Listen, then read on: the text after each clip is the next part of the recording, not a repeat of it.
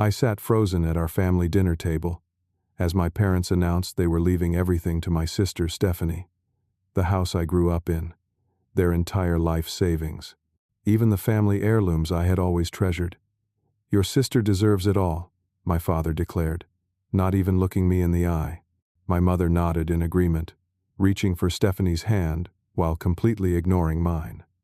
I maintained my composure, but inside, I felt like I had been erased from my own family. 1 month later, when my mother texted about the house payment, I simply replied, "Growing up, I always knew my place in the family hierarchy.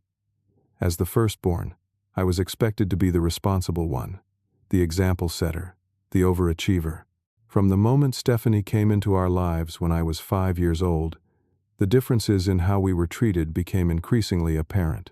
Not in an obvious way that would allow me to point to specific incidents and cry foul, but in those 1,000 tiny ways that accumulate over decades.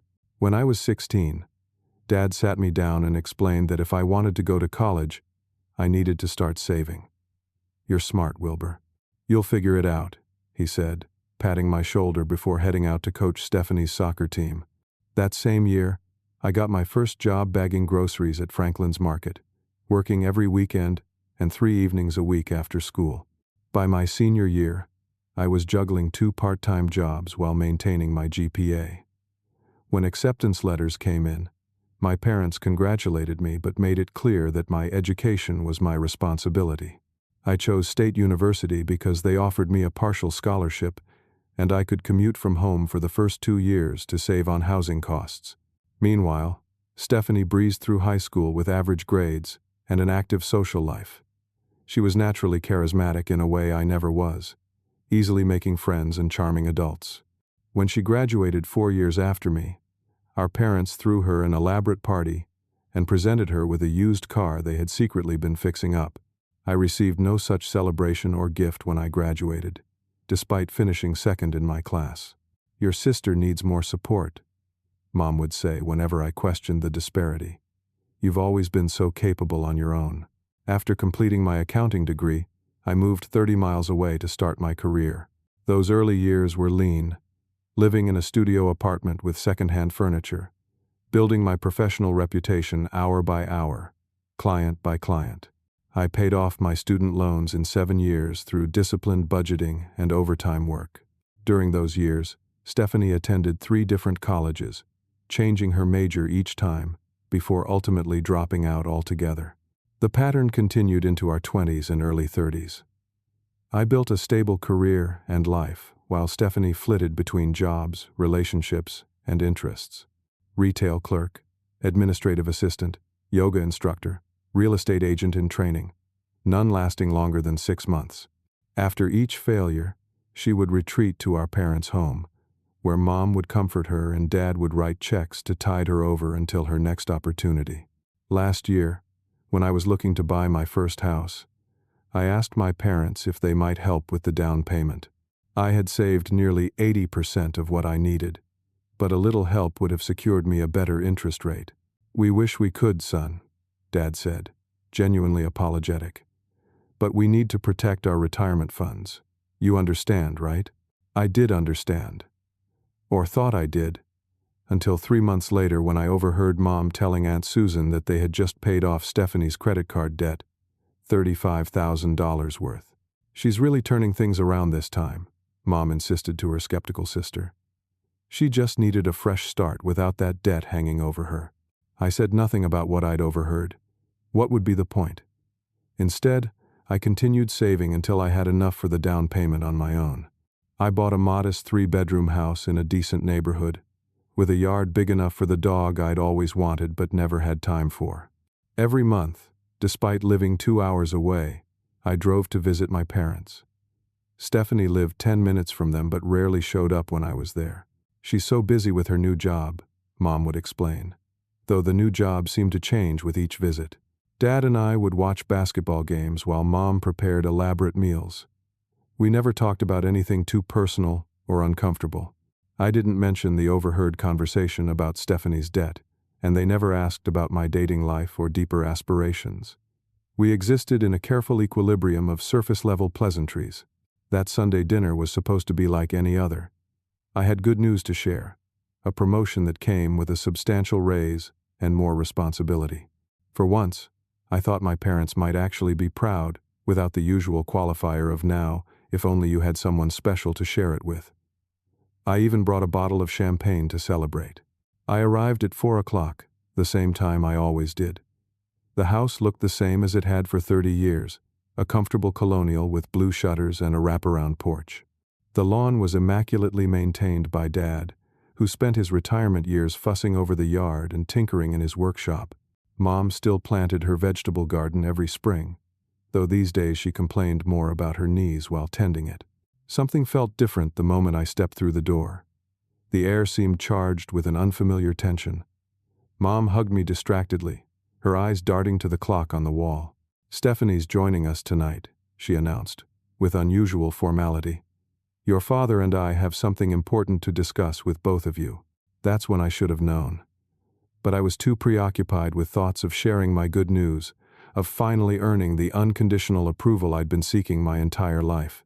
Little did I know that, by dessert, my world would be turned upside down, and the careful equilibrium I'd maintained with my family would shatter completely.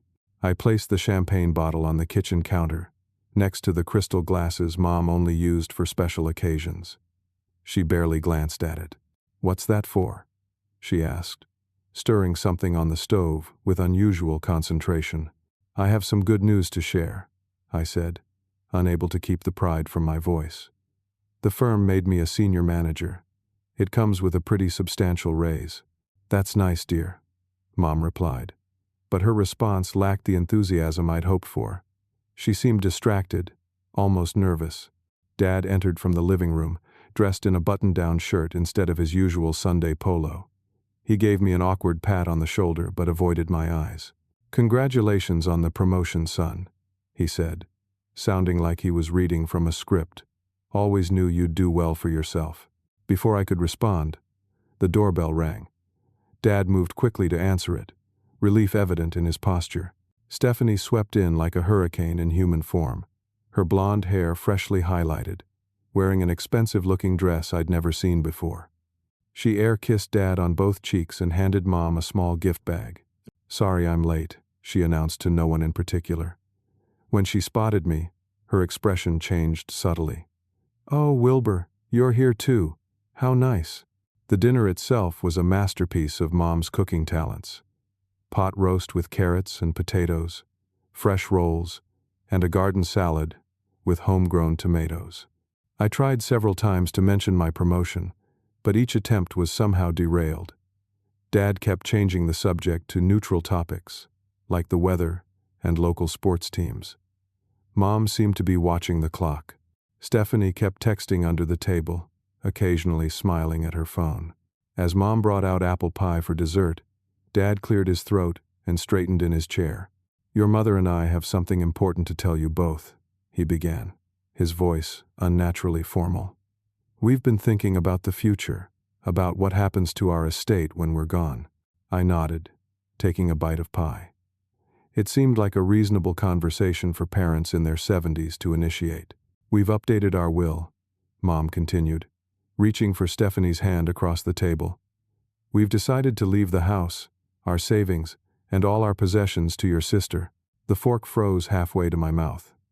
I looked from Mom to Dad, certain I had misheard. "Everything?" I asked, my voice barely audible. Dad nodded, still not meeting my eyes. "Everything. The house, the bank accounts, your mother's jewelry, my tools and workshop equipment. It all goes to Stephanie." I placed my fork down carefully, afraid I might drop it otherwise. "May I ask why?" "Your sister deserves it," Dad said firmly, as if that explained everything. "You've always been so capable, Wilbur," Mom added, finally looking at me with what appeared to be pity. "You have a good job, your own house, a successful life. Stephanie needs more security than you do." I looked at my sister, who was attempting to appear solemn, but couldn't quite hide the triumphant gleam in her eyes. "I work hard for what I have," I said slowly, trying to keep my voice even. "I put myself through school. I saved for my own house down payment when you said you couldn't help. I visit every month despite living 2 hours away, while Stephanie lives 10 minutes from here and barely shows up. Don't start with the martyr routine, Stephanie snapped, dropping her pretense of solemnity. Just because you chose to be boring and responsible doesn't mean you're better than me. That's not what I'm saying, I countered, feeling my carefully maintained composure beginning to crack. But how is this fair? I've never asked for anything. But I'm being completely cut out while you get everything? Life isn't fair, son, Dad said, his tone suggesting I was being childish. We have to make decisions based on need, not some arbitrary idea of fairness. Need? I repeated, disbelief coloring my voice. Stephanie has had every advantage, every bailout, every second chance. Last year you paid off $35,000 of her credit card debt, while telling me you couldn't help with my house down payment because you were protecting your retirement funds. Mom gasped. You were eavesdropping on our private conversations? I overheard you telling Aunt Susan, I clarified, heat rising in my face. That's not the point. The point is, I've respected your choices, even when they hurt me. I've worked for everything I have without complaint. And now you're telling me that I get nothing, not even a keepsake, because I was responsible enough to build my own life? There's more to it than that, Stephanie interjected, suddenly looking nervous. She exchanged glances with our parents before continuing. I'm pregnant. The announcement landed like a bomb in the middle of our family dinner table. I stared at my sister, trying to process this new information. The father? I finally asked. Stephanie shrugged, examining her manicured nails. Not in the picture. It was just a casual thing. So this is about the baby, I said slowly, the pieces falling into place. You're leaving everything to Stephanie for your grandchild's future. Mom nodded eagerly. Clearly relieved I understood. Exactly. This little one will need security, a home, financial stability. Your sister will be a single mother. She'll need all the help she can get. I pushed my plate away, appetite completely gone. And what about my future children? If I have them, they won't be your grandchildren too? Of course they would, Dad said quickly. But you'll provide for them. You've always been good with money, with planning. Stephanie and her child need this security net more than your hypothetical future family. The word hypothetical stung more than I wanted to admit. At 33, I was still single, having prioritized my career and financial stability over dating. My parents had always made little comments about my lack of romantic life, as if it were another way I had disappointed them. I need some air, I said abruptly, standing up from the table. The room suddenly felt too small, too hot, too filled with the weight of decades of unequal treatment brought to its logical conclusion. Don't be dramatic, Stephanie called after me as I walked toward the front door. This is exactly why they made this decision. You always make everything about yourself. I paused at the door, turning back to look at my family one last time. Mom looked distressed, but resolute. Dad still wouldn't meet my eyes. And Stephanie, my little sister who had always gotten everything she wanted, was already reaching for my untouched slice of pie. Thank you for dinner, I said quietly, summoning the last remnants of the politeness my parents had instilled in me. And congratulations on the baby, Stephanie. I drove home in silence. No radio, no phone calls, just the sound of my own breathing as I tried to process what had happened. By the time I pulled into my driveway 2 hours later, my phone showed 3 missed calls from Mom and 1 text message from Stephanie. Just so you know, I'm planning to redesign your old bedroom for the nursery. Hope that's not a problem. I turned off my phone, walked into my empty house, and for the first time since I was a child, I allowed myself to cry. For the next week, I moved through life on autopilot. I went to work, accepted congratulations on my promotion, attended meetings, and reviewed client files. But my mind kept returning to that dinner, replaying every word, every expression, searching for something I might have missed, some explanation that would make sense of my parents' decision. I didn't return Mom's calls. I couldn't trust myself to speak to her without saying things I might regret. Instead, I texted her briefly. Need some time to process. We'll call when ready. On Friday evening, my friend Taylor came over with pizza and beer. We had met in college and remained close despite our different career paths. Taylor was a paralegal at a family law firm and possessed both sharp analytical skills and unwavering loyalty. So, they're leaving everything to Princess Stephanie because she's managed to get herself knocked up by some random guy? Taylor summarized after I recounted the dinner disaster. That's messed up, Wilbur. I took a long sip of beer. Maybe I'm overreacting. They can do whatever they want with their stuff. It's their money, their house. Bull, Taylor replied, pointing a pizza crust at me accusingly. You're doing that thing where you rationalize bad treatment because it's easier than acknowledging how unfair it is. Something about this doesn't add up. What do you mean? Taylor leaned forward. Your parents have always favored Stephanie, but this seems extreme even for them. And why announce it like that, at a family dinner? It's almost like they wanted to hurt you. Or they wanted to prevent me from trying to change their minds, I suggested. Public announcement. Fait accompli. Maybe, Taylor conceded. But you said they paid off Stephanie's credit card debt last year? $35,000? And now they're leaving her everything because of financial security? How much debt does your sister actually have? The question lingered in my mind long after Taylor left. My parents had always been financially conservative people. Dad worked for 40 years at the same manufacturing company, rising from line worker to floor supervisor before retiring with a decent pension. Mom had been a part-time secretary at the local elementary school. They saved diligently, avoided debt beyond their mortgage, and lived modestly. The house had been paid off years ago, or so Dad had proudly told me when I was in college. So how had they afforded to pay off such substantial debt for Stephanie? And what else had they been paying for that I didn't know about? On Monday morning, I took an extended lunch break and drove to the county records office. I told myself I was simply confirming what I already knew, that my parents owned their home free and clear. What I discovered instead sent a chill through me. 3 months ago, my parents had taken out a new mortgage on their home, $275,000, against a property that had been fully paid off for over a decade. I sat in my car afterward, trying to make sense of this information. Why would my retired parents, in their 70s, take out such a large new mortgage? Had there been medical expenses I wasn't aware of? Home repairs? But the house had looked the same as always when I visited. The next day I called Bill Johnson, my father's longtime friend who worked at First National Bank. I had known Uncle Bill my entire life, though we weren't actually related. Wilbur, great to hear from you. His booming voice greeted me. How's the accounting world treating you? After some small talk, I carefully broached the subject. Uncle Bill, I'm a bit worried about my parents. I recently found out they took out a new mortgage on their house. Do you know anything about that? Dad hasn't mentioned any financial troubles. There was a long pause on the line. I probably shouldn't be discussing this with you, he finally said, his voice lowered. But I'm concerned too. Your dad came to me first, asking for a personal loan. When I saw the amount, I had to turn him down. Next thing I knew, they'd remortgaged the house through another bank. Did he tell you what the money was for? Another pause. He said it was for Stephanie. Something about helping her start a business.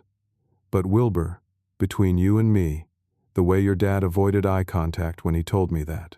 I've known your father for 40 years. He's a terrible liar. The conversation with Uncle Bill sparked a deeper investigation. Over the next 2 weeks, I used every ethical means at my disposal to understand what was happening with my family's finances. As an accountant, I had resources and knowledge that helped me piece together the disturbing puzzle. Public records revealed that my parents had taken out 3 loans in the past 2 years, not just the recent mortgage. Their credit had been excellent until recently, allowing them to borrow substantial sums against their home equity and retirement accounts. The turning point came when I reached out to Aunt Susan. My mother's sister had always been more straight-talking than my parents, occasionally causing friction at family gatherings with her blunt assessments. "I've been waiting for you to call," she said, when I finally worked up the courage to contact her. "Your mother swore me to secrecy, but this has gone too far." According to Aunt Susan, Stephanie, had a gambling problem that had spiraled out of control over the past 3 years. What started with casual casino visits had escalated to online poker, sports betting, and eventually loan sharks. The $35,000 credit card debt my parents had paid off was just the tip of the iceberg. "Your sister has been playing your parents like a fiddle," Aunt Susan said bitterly. "Every time she gets in deeper, she comes to them with some story about needing a fresh start. Your mother can't say no to her. Never could." "But what about their retirement?" I asked, horrified at the implications. "They can't afford to keep bailing her out. They're draining everything, Wilbur. Your mother let it slip last month that they've already gone through half their retirement savings. That's why they took out the new mortgage. The money's going to disappear just like all the rest. Mark my words." After hanging up with Aunt Susan, I sat at my kitchen table surrounded by notes and documents. The truth was worse than I could have imagined. My parents weren't leaving everything to Stephanie because they thought she deserved it more than me. They were doing it because they had already given her most of their money while they were alive, and they felt guilty about it. The pregnancy announcement, if it was even true, was just the latest manipulation in a pattern that had been established over decades. Stephanie had learned early on that playing the victim would get her what she wanted from our parents. Now she had upped the ante, using their desperation for grandchildren as another tool to extract financial support. I briefly considered confronting them all immediately, but decided against it. This situation had been developing for years. A few more weeks of observation wouldn't change much, and I needed time to think about how to proceed. My immediate reaction of hurt and betrayal was giving way to something else, genuine concern for my parents' future. So I stepped back, maintaining minimal contact while watching from a distance. What I didn't expect was how quickly everything would come crashing down. 4 weeks passed with minimal communication between me and my family. I sent Mom a brief text on her birthday and received an equally brief thank you in return. Dad called once, leaving an awkward voicemail about the weather and how the tomatoes were coming in nicely this year. Stephanie, predictably, made no attempt to reach out. I used the time to process my feelings and consider my options. The hurt of being disinherited still stung, but it was overshadowed by my growing concern for my parents. They were in their 70s, with diminishing financial resources and a daughter who showed no signs of becoming more responsible, pregnant or not. Part of me wanted to wash my hands of the whole situation. They had made their choices, consistently prioritizing Stephanie over me. Why should I care what happened to them now? But another part, the part that still remembered Dad teaching me to ride a bike and Mom nursing me through childhood illnesses, couldn't simply walk away. On a Tuesday morning in May, as I was reviewing quarterly projections for a major client, my phone buzzed with a text from my mother. "The house payment is due. We don't have the money. Your father is too proud to ask for help, but I don't know what else to do." I stared at the message for a long time, conflicting emotions washing over me. Anger came first. After everything they had done, after cutting me out of their will and giving Stephanie hundreds of thousands of dollars, now they were asking me for money? The audacity was breathtaking, but beneath the anger was worry. My parents were facing the loss of their home. Whatever I thought about their choices, I couldn't ignore that reality. Instead of texting back, I called my father. The phone rang 6 times before he answered, his voice uncharacteristically small. "Wilbur? Is everything okay?" The question almost made me laugh. Was everything okay? Nothing had been okay for years, possibly decades, but we had all been pretending otherwise. "Mom texted me about the mortgage payment," I said, keeping my voice neutral. "What's going on, Dad?" The silence stretched so long, I thought we might have been disconnected. Then I heard it, the muffled sound of my father crying. In 33 years, I had never heard him cry. Not when his own father died, not when he injured his back at work and spent 3 months in excruciating pain, not even when Stephanie totaled her first car and ended up in the hospital. "We've made such a mess of things," he finally said, his voice breaking. "I don't know how it got this bad." "Tell me everything," I said, closing my office door for privacy. No more secrets, Dad. The story he told confirmed everything I had discovered and more. My parents were 3 months behind on their new mortgage payments. The money they had borrowed against their house had gone to Stephanie, who had promised to use it to start an online boutique. Instead, she had gambled most of it away and used the rest to pay off threatening loan sharks. We thought this time would be different, Dad explained, sounding exhausted. She seemed so sincere about turning her life around. She had a business plan and everything. We didn't realize until last month that there was no boutique, no business partners, nothing but more gambling debts. Where is Stephanie now? I asked, already guessing the answer. We don't know, Dad admitted. She stopped answering our calls 2 weeks ago. Your mother keeps leaving messages about the baby, asking her to come by for dinner, but nothing. The last time we saw her, she asked for more money. When we said we had nothing left to give, she stormed out. And the pregnancy? I couldn't help asking. Dad's silence told me everything I needed to know. The bank is threatening foreclosure, he continued after a moment. We've never missed payments before, always paid our bills on time. I don't know what to do, son. Your mother is beside herself. This house is everything to her. The thought of losing it. As he trailed off, I made a decision. I'll be there this weekend. Don't do anything until then. Don't sign anything, don't talk to any lenders, and definitely don't give Stephanie any more money if she shows up. We'll figure this out together. Your mother still believes Stephanie will pay us back somehow, Dad said quietly. She doesn't want her to get in trouble. We'll talk about all of that when I get there, I replied firmly. For now, just hang tight. After hanging up, I sat at my desk, trying to process what had happened.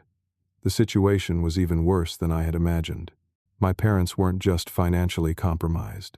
They were on the verge of losing everything. And Stephanie, the daughter they had sacrificed so much to protect, had abandoned them in their hour of need. I had 3 days to come up with a plan before driving to my parents' house for the weekend. 3 days to figure out how to save them from financial ruin without enabling the dysfunctional family dynamics that had created this mess in the first place. As I drove toward their house that Friday evening, I steeled myself for what would likely be the most difficult family conversation of my life. What I didn't know then was that the financial crisis was only the beginning. The real family secrets were still waiting to be revealed. I arrived at my parents' house just before 7 on Friday evening. The property looked different somehow, though nothing had visibly changed. Perhaps it was knowing about the financial burden it now represented, or perhaps it was simply seeing it through the eyes of an adult who understood the real cost of home ownership. Mom answered the door looking 10 years older than she had at our disastrous dinner a month ago. Her silver hair, usually styled neatly, hung limp around her face. She wore an old housecoat I remembered from my childhood, faded and frayed at the cuffs. You came, she said, relief evident in her voice as she embraced me. Of course I came, I replied, hugging her thin frame carefully, shocked at how fragile she felt. Inside, the house told its own story of decline. Dust had settled on surfaces that Mom had always kept immaculate. Mail and papers were piled on the dining room table. Unwashed dishes filled the sink, and the distinct smell of neglect hung in the air. Dad sat in his recliner watching a baseball game, though his vacant expression suggested he wasn't really seeing it. He stood awkwardly when I entered, as if unsure whether to hug me or shake my hand. I made the decision for him, stepping forward to embrace him firmly. Let's talk, I said. Once the initial greetings were complete, I need to understand exactly what we're dealing with. Mom made coffee while Dad gathered their financial documents. We sat at the kitchen table, pushing aside piles of unopened mail to make space for the folders and envelopes that represented my parents' crumbling financial life. The picture that emerged was grimmer than I had anticipated. Beyond the new mortgage, they had accumulated credit card debt trying to keep up with their expenses after depleting their savings. Dad's pension and their Social Security covered basic necessities, but the mortgage payment of $2,300 a month was far beyond their means. They were also making payments on a personal loan from my father's former coworker and had borrowed against Dad's life insurance policy. What about your retirement accounts? I asked, though I already knew the answer. Mom looked down at her coffee cup. Gone. We used the last of it to pay off some of Stephanie's gambling debts last year. She promised it was the last time she would ask for help. And now she's disappeared, I said, unable to keep the bitterness from my voice. She hasn't disappeared, Mom insisted, a flash of her old defensiveness returning. She's just going through a difficult time. The pregnancy has been hard on her. I exchanged glances with Dad, who shook his head slightly. Mom, I said gently, I need to ask you something important, and I need you to be completely honest with me. Is Stephanie actually pregnant? Mom's face crumpled. She showed us a test, she whispered. But then last week, Sandra Miller told me she saw Stephanie at Oak Ridge Tavern, drinking with some man. I called Stephanie to ask about it, and she got angry, said Sandra was lying and that I never believed in her. I reached across the table to take her hand. Mom, I think Stephanie may have been lying about the pregnancy. It's a common manipulation tactic for people with addiction issues. But why would she lie about something like that? Mom asked, tears welling in her eyes. Because it worked, I replied simply. You and Dad decided to leave her everything in your will. You've been giving her money for years, bailing her out of every bad decision. The pregnancy story was just escalating the pattern that was already established. The doorbell interrupted our conversation. Mom jumped up, hope flashing across her face. That might be her now. Before I could say anything, she rushed to the door. I heard muffled conversation, followed by Mom's disappointed voice thanking someone. She returned to the kitchen with a large envelope. Just a delivery, she said, setting the envelope on top of an already precarious pile. Some papers from the bank. Let me see those, I said, reaching for the envelope. Inside was a formal notice of intent to foreclose. The bank was giving my parents 30 days to bring their mortgage current before beginning foreclosure proceedings. This is serious, I said, scanning the document. You could lose the house within 2 months if we don't act quickly. Dad buried his face in his hands. We've made such a mess of everything, Wilbur. I don't know how to fix it. A car door slammed outside, followed by the click of heels on the front walkway. Mom perked up again, hurrying to peer through the window.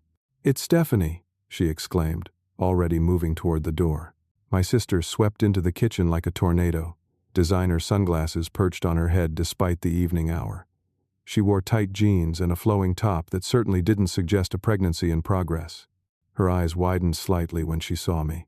Family meeting without me? She asked, her tone deliberately casual as she opened the refrigerator and helped herself to a bottled water. Catching up on all the family gossip? We're discussing Mom and Dad's financial situation, I replied evenly. The situation you helped create. Stephanie rolled her eyes dramatically. Here we go again. St. Wilbur to the rescue, looking down on everyone else from his moral high ground. Stephanie, please, Mom interjected. Wilbur is just trying to help us figure things out. By blaming me for everything, as usual, my sister snapped. Her eyes were bloodshot, her movements jittery. She didn't look well. I'm not here to blame anyone, I said, though the statement required considerable effort to make. I'm here because our parents are about to lose their home. They're broke, Stephanie. No more money to give you. No more safety net. So what? You're going to swoop in and save the day? She challenged, dropping into a chair. Prove once again that you're the perfect son, while I'm the family disappointment? That's not fair, Dad said, surprising me with his sudden defense. Your brother is here to help us, which is more than I can say for you lately. Stephanie's face hardened. I have my own problems to deal with, Dad. You have no idea what I'm going through. The pregnancy? I asked pointedly. How's that going? A flicker of uncertainty crossed her face before she recovered. Not that it's any of your business, but there were complications. I lost it. Mom gasped, hand flying to her mouth. Stephanie, why didn't you tell us? When did this happen? My sister avoided looking at any of us, suddenly very interested in the label on her water bottle. A couple weeks ago. I didn't want to talk about it. The lie was so transparent it was almost painful to witness. Mom, desperate to believe her daughter, was already moving to comfort Stephanie. Dad looked torn between skepticism and paternal concern. I need some fresh air, I said, standing abruptly. The combination of mounting financial documents, my sister's obvious deception, and my parents' willingness to believe her lies was becoming too much to bear. I stepped onto the back porch, breathing deeply to calm my rising anger. The spring evening was cool and clear, stars beginning to appear in the darkening sky. The yard where I had played as a child stretched before me, the old oak tree still standing sentinel at its far edge. So many memories in this place, good and bad. The sliding door opened behind me, and Dad stepped out. "Your sister's always been a good liar," he said quietly, coming to stand beside me at the porch railing. "Gets it from my side of the family. My father could tell you a fish story so convincing you'd swear you saw the fish yourself." I glanced at him, surprised by this unexpected moment of clarity. "You know she's lying about the pregnancy," I said. It wasn't a question. Dad nodded slowly. "I suspected. Your mother wants to believe her, needs to believe her. It's easier than facing the truth." "Which is, that we failed her," he replied, his voice barely audible. "We gave her everything, never made her work for anything or face consequences. Now she's 30 years old with no skills, no savings, and a gambling addiction we helped finance." The frank admission stunned me into momentary silence. Then another thought occurred to me. "Dad, is there something else going on?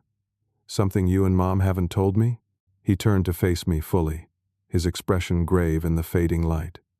"Your mother has cancer, Wilbur. Pancreatic. They found it 3 months ago." The news hit me like a physical blow. 3 months? That's when you took out the new mortgage. Dad nodded again. "We needed money for treatments. Insurance doesn't cover everything. But then Stephanie came to us about the boutique, and your mother. She got it in her head that she needed to secure Stephanie's future before." He trailed off, unable to finish the sentence. "So you gave Stephanie the money that was supposed to pay for Mom's cancer treatments?" I asked incredulously. "Some of it," Dad admitted, shame evident in his slumped shoulders. "Your mother insisted. She said there would always be more treatments, more doctors, but Stephanie needed a fresh start now. She believed the boutique would provide financial security for Stephanie after she's gone." "But there is no boutique," I said quietly. "No," Dad agreed, "there never was." The sliding door opened again, and Stephanie stepped onto the porch. She had clearly been crying, or putting on a convincing show of it. "Mom wants to know if you two are coming back inside," she said, her voice subdued. "She's warmed up some casserole." I turned to look at my sister, seeing her clearly perhaps for the first time in years. Not as the favored child or the family disappointment, but as a deeply troubled woman whose problems had been enabled rather than addressed for decades. "Mom has cancer," I said bluntly. "Did you know that?" Stephanie's expression flickered between shock and calculation so quickly, I almost missed it. "Of course I knew," she lied smoothly. "Why do you think I've been so stressed? Unlike you, I've been here dealing with it while you've been off living your perfect life." "Stop lying," Dad said, his voice suddenly firm. "Just stop, Stephanie. Wilbur didn't know because your mother didn't want to tell him. She didn't want to burden him. And you didn't know because you haven't been around except to ask for money." Stephanie's facade cracked slightly. "That's not fair." "No, it's not," Dad agreed. "None of this is fair. Your mother is sick. We're about to lose our home. And you're still standing there lying to our faces." The three of us stood in tense silence. Decades of family dysfunction crystallized in this single moment on the back porch. Inside, Mom was warming casserole and setting the table, maintaining the pretense of normalcy even as everything fell apart around her. I looked between my father and sister, making a decision that would alter all of our lives.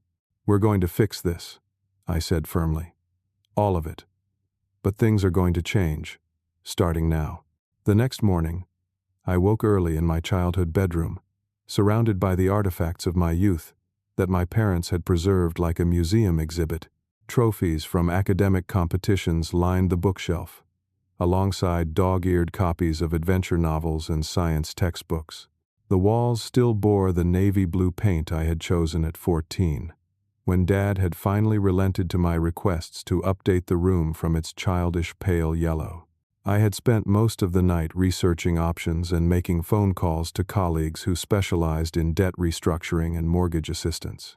By sunrise, I had the outlines of a plan, though its success would depend on factors beyond my control, including my sister's willingness to accept help for her gambling addiction. Downstairs, I found Mom already awake, methodically washing dishes that had accumulated over what appeared to be several days. She looked slightly better than she had the previous evening, her hair combed and secured in a neat bun, wearing actual clothes instead of the housecoat. "How are you feeling?" I asked, pouring myself a cup of coffee from the pot she had brewed. "Some days are better than others," she replied vaguely. "The new medication helps with the pain." "Why didn't you tell me you were sick?" I asked, the question that had kept me awake for much of the night. Mom sighed, setting a plate in the drying rack. "You've worked so hard for everything you have, Wilbur. I didn't want to burden you with my problems." "But you're my mother," I said, unable to keep the hurt from my voice. "That's not a burden. It's being family. You've always been so independent," she continued, not meeting my eyes. "Even as a little boy, you never wanted help with anything. You'd struggle with your shoelaces for 20 minutes rather than let me tie them for you. That doesn't mean I don't need you," I said quietly, "or that I wouldn't want to be there for you through something like this." Mom finally looked at me, her eyes swimming with tears. "I thought I was protecting you, and I suppose I was ashamed." "Ashamed? Of being sick?" "Mom, that's not something you can control." "Not of the cancer," she clarified, drying her hands on a dish towel. "Of the mess we've made. The money, the house, everything with Stephanie. I didn't want you to see us like this." I moved to embrace her, this woman who had raised me, who despite her flaws and blind spots, had always loved me in her way. "I'm here now, and I'm going to help fix this." Dad joined us shortly after, followed by a surprisingly subdued Stephanie, who had spent the night on the living room couch. I had called an emergency family meeting for 9 o'clock, and for once, everyone was present and on time. "I've been up most of the night working on a plan," I began, spreading out papers on the newly cleared dining room table. "But before we get into specifics, we need to address the underlying issues that got us here." I turned to my sister. "Stephanie, you have a gambling addiction. It's destroyed your finances, damaged your relationship with this family, and now it's threatening Mom and Dad's home and financial security. The first step in my plan requires you to acknowledge this and agree to get professional help." Stephanie started to protest, but I held up a hand to stop her. "I'm not asking. I'm telling you what needs to happen if you want any help from me fixing this mess. Professional treatment for your gambling addiction, or I walk away right now." My sister looked to our parents for support, but Dad shook his head. "Wilbur's right. This has gone on long enough." After a tense moment, Stephanie's shoulders slumped. "Fine. Whatever. I'll go to some meetings or something." "Not just meetings," I corrected. "An actual treatment program, which I've already researched. It's called New Beginnings, and they specialize in gambling addiction. They have a 3-month inpatient program followed by ongoing outpatient support." "I can't afford something like that," Stephanie objected. "I'll pay for it," I said simply. "Consider it an investment in all of our futures." Next, I turned to my parents. "Mom, Dad, I need your commitment that you won't give Stephanie any more money without consulting me first. No loans, no cash, no credit cards, nothing. This is non-negotiable." Mom looked distressed. "But if she needs help, then she can come to me," I finished firmly. "I'll assess the situation and decide what kind of help is appropriate. What she doesn't need is more enabling." After securing reluctant agreements from both parents, I outlined my financial plan. I would take a month of emergency family leave from work to address the immediate crisis. During that time, I would help my parents apply for mortgage assistance programs, negotiate with creditors, and restructure their debt. I would also advance them enough money to bring the mortgage current, preventing immediate foreclosure. "This is a loan, not a gift," I clarified, looking directly at my father. I know your pride is at stake here, but you need to accept my help. I'll draw up formal loan documents with reasonable repayment terms based on your income." Dad nodded, a mixture of shame and relief on his face. "Thank you, son. There's more," I continued. "Mom, I'm going to take you to get a second opinion on your cancer treatment. I've contacted an oncologist who specializes in pancreatic cancer at University Medical Center. They can see you next week." Mom started to protest, but Dad placed a hand over hers. "Let him help, Margaret, please." The final part of my plan was the most difficult. "Stephanie, beyond the treatment program, there's another issue we need to address. I need to know exactly how much debt you've accumulated, including any loans taken out in Mom and Dad's names." My sister paled visibly. "What do you mean?" "I think you know exactly what I mean," I replied evenly. "Did you use their identities to take out additional loans?" The ensuing silence confirmed my suspicions before Stephanie reluctantly nodded. "How much?" I pressed. "I don't know exactly," she mumbled. "Maybe 120,000? Across different credit cards and personal loans." Mom gasped. Dad's face darkened, and I closed my eyes briefly, absorbing the shock of the number. "That's identity theft and fraud," I said quietly. "You understand that, right?" Stephanie's eyes filled with tears, real ones this time. I was going to pay it all back. I just needed one big win. "That's not how gambling works, and you know it," I replied. "Here are your options. You agree to the treatment program and work with me to address every single fraudulent account, or I report the identity theft to the police and let the legal system handle it." "You wouldn't," she whispered. "I would," I confirmed. "Not to punish you, but because this has to stop. One way or another, it stops now." The ultimatum hung in the air between us. Mom was openly crying, while Dad sat rigid, his expression unreadable. "I need help," Stephanie finally admitted, her voice breaking. "I can't stop on my own. I've tried." It was the first honest thing I'd heard her say in years. Despite everything, I felt a flicker of hope. "Then, let me help you," I said, my tone softening slightly.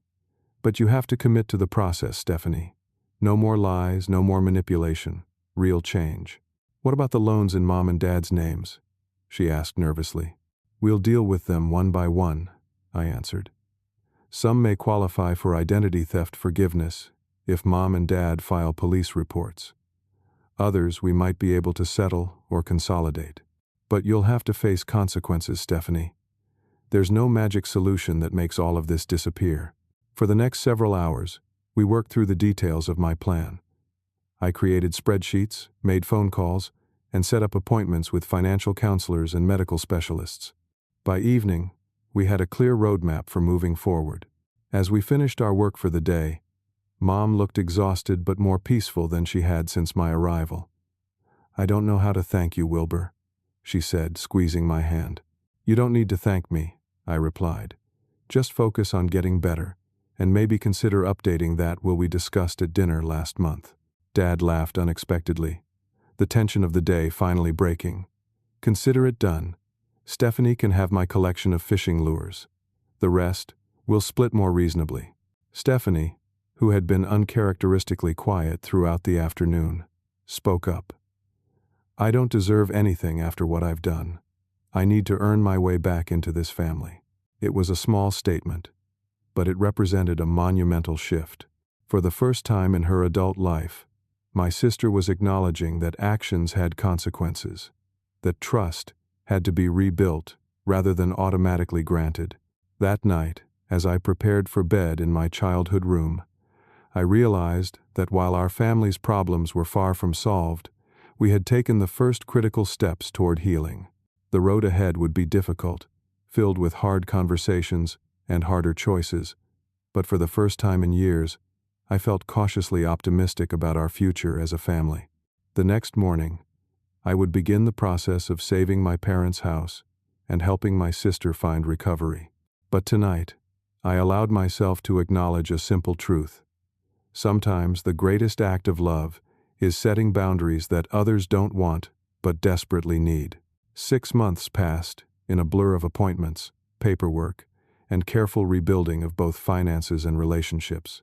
The early weeks were the hardest, filled with resistance and setbacks as my family adjusted to new realities. Stephanie initially struggled in the treatment program, calling me twice in the first week begging to come home. I stood firm, reminding her of the consequences of leaving early. By the third week, her counselors reported a shift. She had begun participating actively in group sessions and acknowledging the depth of her addiction. Meanwhile, I worked with financial counselors to untangle the web of debt my parents had accumulated. We successfully challenged several of the fraudulent accounts Stephanie had opened in their names, though some required payment plans that would stretch for years. I restructured their mortgage, negotiating more favorable terms that brought the monthly payment within their means. Mom's medical journey proved more positive than we had feared. The second opinion I had insisted upon led to a new treatment protocol. While her cancer wasn't curable, her oncologist believed they could manage it for years rather than months. The relief on Dad's face when we received this news was worth every difficult conversation, every late night poring over financial documents. Today marked a significant milestone. Our first family dinner since that fateful night 6 months ago when everything changed. I stood on the front porch of my parents' house, no longer in danger of foreclosure, and rang the doorbell rather than using my key.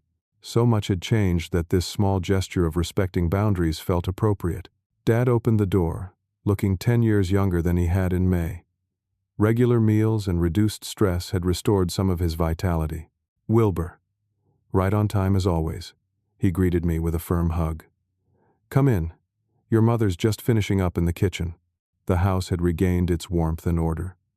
Fresh flowers sat on the entryway table, and the living room was immaculately clean. The piles of unopened mail and unpaid bills were long gone, replaced by neatly organized folders in Dad's home office. Mom emerged from the kitchen wearing an apron over a blue dress that complemented her eyes. Her hair had begun growing back after the most intensive phase of her treatment, silver sprinkled with her natural brown. "There's my boy," she said, embracing me warmly. "Dinner's almost ready." Stephanie called to say she's running about 15 minutes late. Her meeting ran over.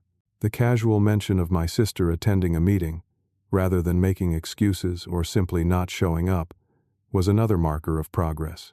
Stephanie had completed the inpatient portion of her treatment program 3 months ago and was now living in a transitional housing facility while attending daily support meetings and working part-time at a local bookstore.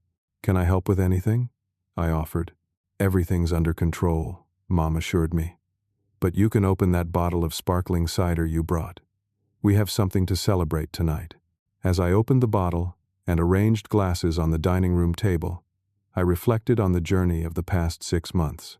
My emergency leave from work had extended into a more flexible arrangement where I worked remotely 3 days a week, allowing me to stay involved in my parents' recovery while maintaining my career.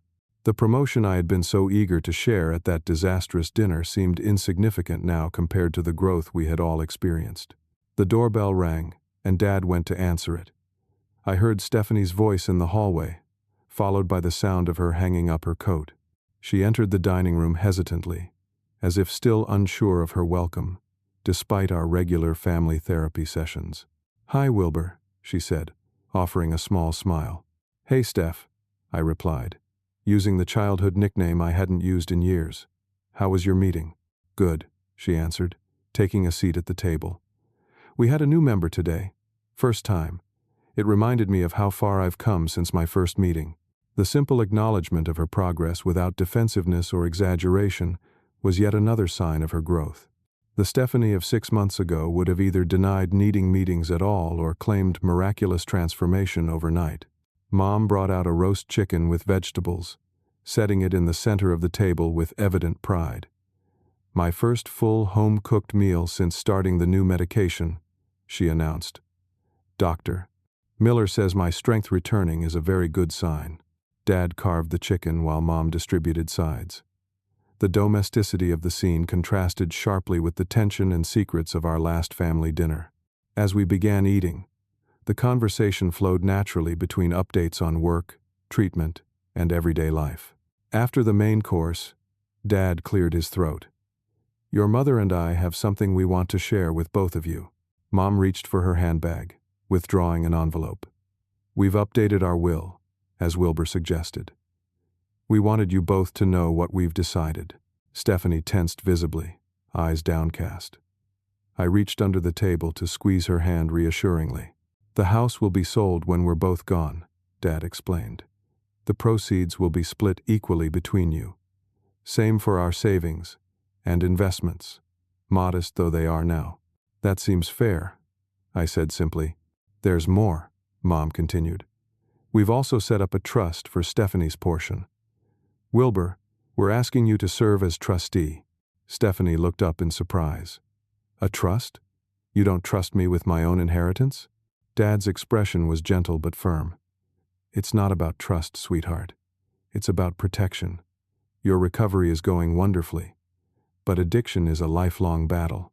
The trust is structured to support your continued treatment and provide for your needs without enabling a potential relapse. I watched my sister carefully, waiting for the explosion of indignation that would have been inevitable 6 months ago. Instead, she was quiet for a moment, processing. That makes sense, she finally said, surprising us all. I wouldn't trust me with a lump sum either, not yet. Maybe not ever. Money is a trigger for me. The maturity of her response brought tears to Mom's eyes. You've come so far, Stephanie. We're proud of both of you, Dad added, looking between us. Wilbur, for stepping in when we needed you most, even after how poorly we treated you. And Stephanie, for doing the hardest work of all, facing yourself honestly. Dessert was Mom's famous apple pie, served with coffee, as we continued talking about the future. Stephanie shared her plans to apply for a business administration course at the community college, focusing on bookstore management. My counselor says it's good to build on what I enjoy, she explained. I love books, and the structure of managing inventory appeals to me. Plus, the bookstore owner has offered to mentor me. That sounds perfect for you, I encouraged. You always did have a knack for organizing things. As the evening wound down, I helped Mom clear the table, while Dad and Stephanie moved to the living room to look at old family photos. A particular album had become part of their regular father-daughter healing ritual, reminding them both of happier times, while acknowledging how far they had drifted from those memories. In the kitchen, Mom handed me dishes to dry. I never properly apologized to you, she said quietly. For what exactly? I asked. There's been a lot. She smiled sadly at my attempt at humor. For failing to see you clearly. For taking your strength and independence as signs that you didn't need our support, rather than qualities to be celebrated. For allowing the family dynamics to become so unbalanced. I placed the dried plate on the counter. I wasn't perfect either, Mom. I pulled away instead of communicating how hurt I was. I built my life apart from the family, rather than working to fix what was broken. We're fixing it now, she said, reaching for my hand. That's what matters. Later, as we all said our goodbyes, Stephanie pulled me aside. Thank you, she said simply. For what? For not giving up on me. For giving me consequences instead of bailouts. I hated you for it at first, but it saved my life. I embraced my sister, feeling the genuine connection that had been missing for so many years.